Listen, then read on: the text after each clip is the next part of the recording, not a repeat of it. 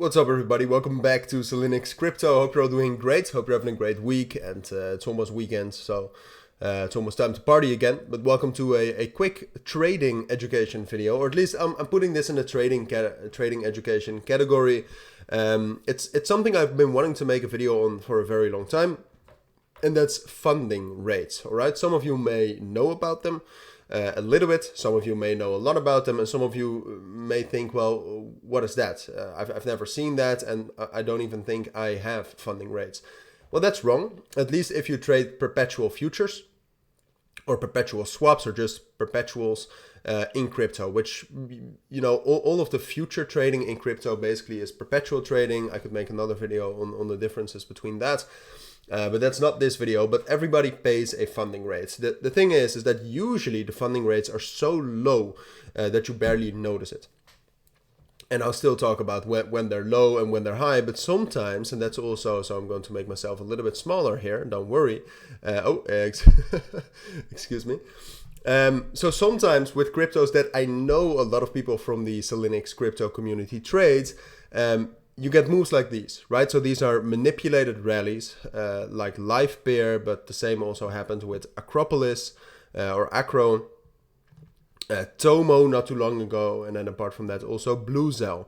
You get these huge rallies based on nothing, and they're manipulated. And then all of a sudden, funding rates play a huge part. I mean, personally, I've paid hundreds and hundreds and hundreds of dollars in funding rates, sometimes absolutely destroying positions, and that I have to wait for a very, very long time to still make a profit out of it. And that's why I wanted to make a video explaining that and how to kind of navigate through that. All right, so first a brief introduction on funding rates. I'll be using KuCoin for this. It works the same on almost every exchange. My main exchange is BYBIT, where it's basically, you see it at the same page. You go to the pair you want to trade, and then right here with the mark price, the turnover, the open interest, you also see a funding rate. All right, right now you see minus 0.5%. The funding rate is basically a interest that you have to pay or that you get depending on if you're short or long. If it's negative, you actually have to pay it if you're short. If it's positive, you have to pay it if you're long. And what it resembles is the difference between the price in spot, so the price of the real asset, and the price in perpetual futures. All right, so there's a difference in the price, especially like usually the difference is not that big, but if you get a move like this, there's going to be a difference. And they don't want that difference, all right, on exchanges, or in general, that difference is not wanted. So what do they do is they actually make you pay, or they reward you if you're in some sort of if you're in some sort of a position. So for example, and I do want to stress that if you have questions about anything of anything I say, please let me know down in the comments, because it can be pretty hard. But once you get it, I think it's fairly easy. So if the price in perpetual futures is lower than in spot, they want you to long because they want the price to go higher, or they want you to close short positions, because if you close your short position, you actually buy the underlying asset. All right, so then the funding rate gets negative if the price on futures is lower than the price on spot. So the funding rate is negative, and what is done by that is it actually stimulates longing, and it stimulates buying on perpetual futures, causing the price to go up so that the price on spot and perpetuals are the same again.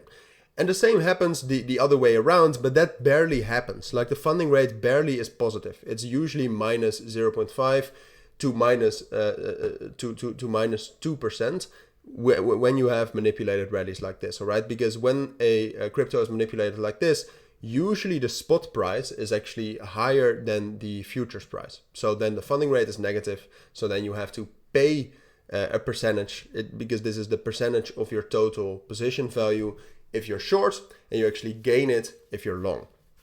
All right, so that is what it is. But that's like, it's very difficult to maneuver around that, because what I usually do, just speaking out of experience, is that if a crypto rallies like this, at some point of time I'm going to short. But if you don't know the funding rate, and there's, for example, a funding rate of minus 2%, you pay a huge percentage on your position. it's not that you cannot make a profit anymore, but like the funding rate changes every 8 hours. So you pay this every 8 hours. And that's a lot. I mean, that's 3 times a day. If the funding rate is minus 1%, you pay 3% of your position value in funding rate fees per day. And that's a lot, right? Especially if the price stays like this a longer period of time and you're short for a longer period of time.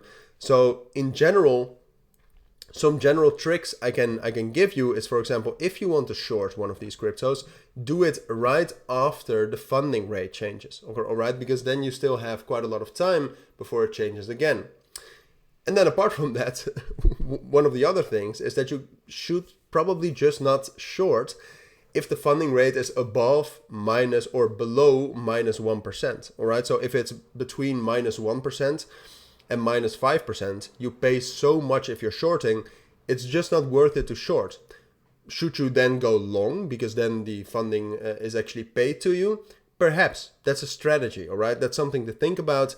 It's a strategy. I know people who do that. Personally, that's not something I do because usually I short manipulated cryptos and I don't buy them, but other people do. And then it's actually beneficial if you, for example, buy just before the funding round actually changes, so you actually get the funding rate if it's negative if you're long.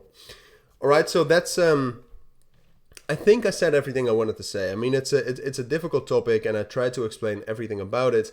If you don't understand yet, please let me know down in the comments, and I'll try to explain it in as much detail as possible. I'll make sure to keep checking these comments, all right? So if you comment, I will 100% react, or just join the Telegram server via the link down in the description and ask me there, all right? Very important, definitely very important when trading volatile cryptos. And if you don't know about this, you can actually lose a lot of money silently, all right? So that's this video, and that's this education on funding rates in crypto trading. If you do have any questions, please let me know down in the comments, like I said. But for now, thank you for watching. Take care and bye.